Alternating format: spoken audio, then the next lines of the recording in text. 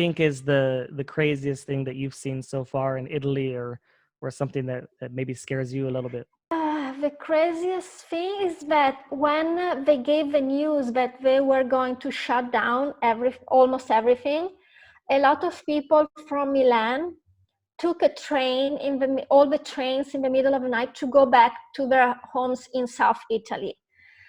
And so they brought the virus down South Italy. So now the big crisis is in the north, but soon will be in the south. So next question I want to ask you is, explain to me the current state of Italy and the coronavirus. Like, what's going on over there? You're in the heat of it. You're in the battle, like the battle zone. What's happening?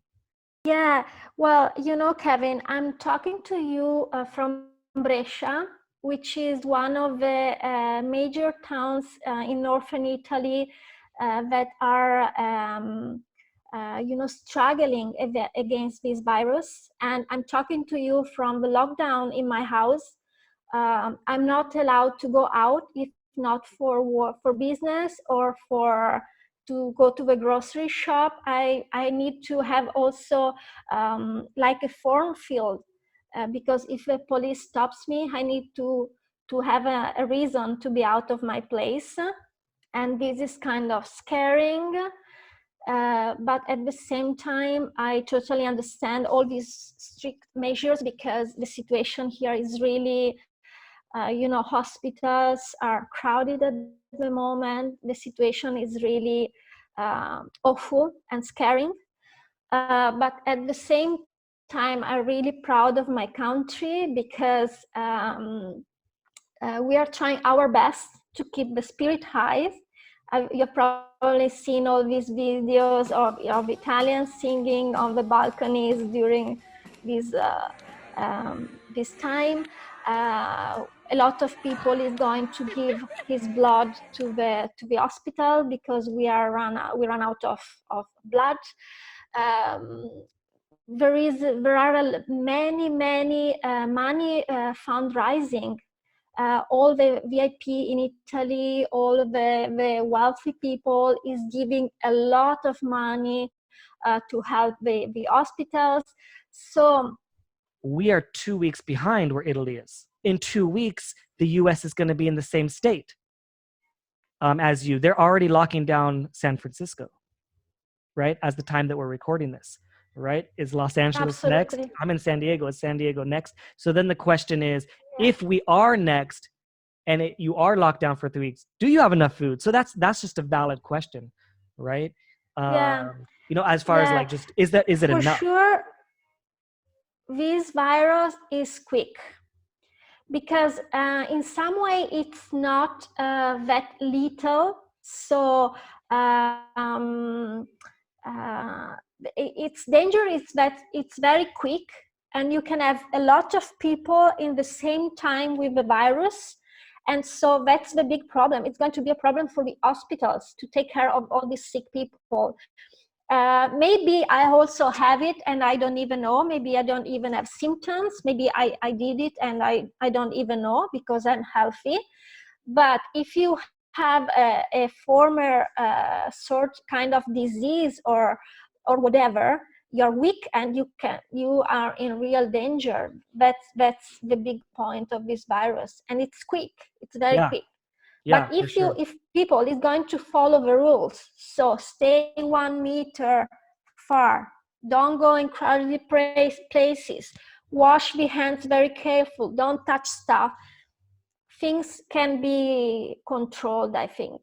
And especially one of the major thing is not to be afraid of it, because fear is a big enemy for our immune system. Yeah. What do you think is the craziest thing that you've seen so far in Italy, or something that maybe scares you a little bit? The craziest thing is that when they gave the news that they were going to shut down almost everything, a lot of people from Milan took a train all the trains in the middle of the night to go back to their homes in South Italy.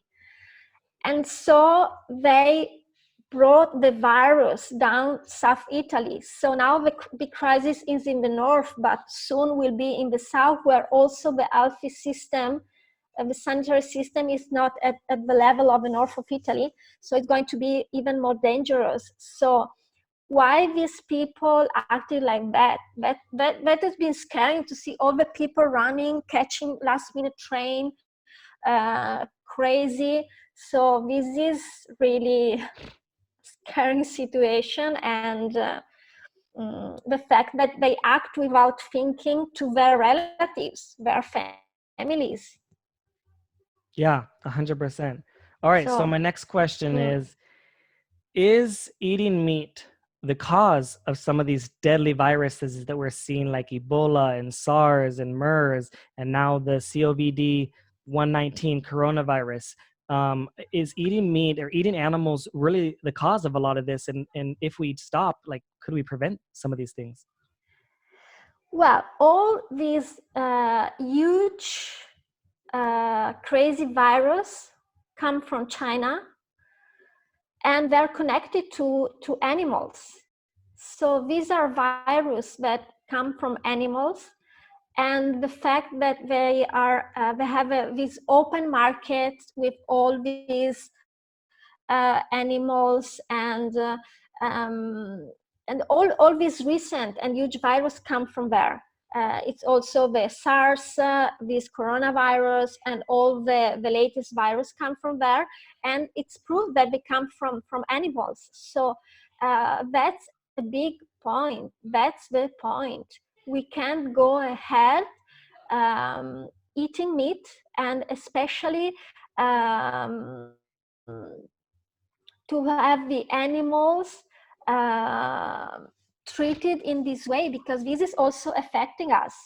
Yeah, even the diseases that maybe aren't new, or maybe the diseases that everybody kind of knows about, like let's say just like E. coli and Salmonella, those are just some basic ones that people get all the time. And they say, oh, cooking the meat raw. If we were designed 100%, we were designed to eat meat, whether carnivore, whether 100% omnivore, we wouldn't be getting these diseases. Animals that are supposed to eat meat don't get Salmonella or E. coli infections. They eat the meat raw. They can handle it. We have to cook everything thoroughly prepared. But another big issue that I think is coming, or hasn't maybe really soon, is the antibiotic resistance. So over 80% of the animals in the US are fed the antibiotics, right? Yeah. And so when people eat the meat, they get the antibiotics, and eventually your body will be resistant. So there's a lot of strains that are potentially coming out. So what if, this one is, let's say the death rate is 3% on the coronavirus. What if we get one of the viruses that's just as easily spread as the coronavirus, but it has like a 70-80% death rate? Like, that's the stuff that's the stuff that's in movies. But these things, you're seeing that it's almost like these viruses are just like us. They want to survive, they want to thrive, they want to grow, they want to build, they want to expand. You know what I mean? And so they're going to find any way to expand, and we're giving them a lot of challenges to grow and expand and multiply, and so many different types of animals and different types of DNA, that these viruses are only going to get stronger. They're only going to get worse. The antibiotic resistant is only going to get worse. Like, now's the time to stop eating animals. If you're on the fence or you've been thinking about it, not for you, but for anyone listening, now's the time. Now's the time to do the research and say, why shouldn't I eat animals? Look for the reasons why you shouldn't, not for the reasons why you should, because the reasons why you shouldn't far outweigh the reasons why you should, because we don't have to. I ain't eating no beef, no pork, no fish, no chicken. Now people think I'm tripping cause I ain't eating no dairy, no eggs, but I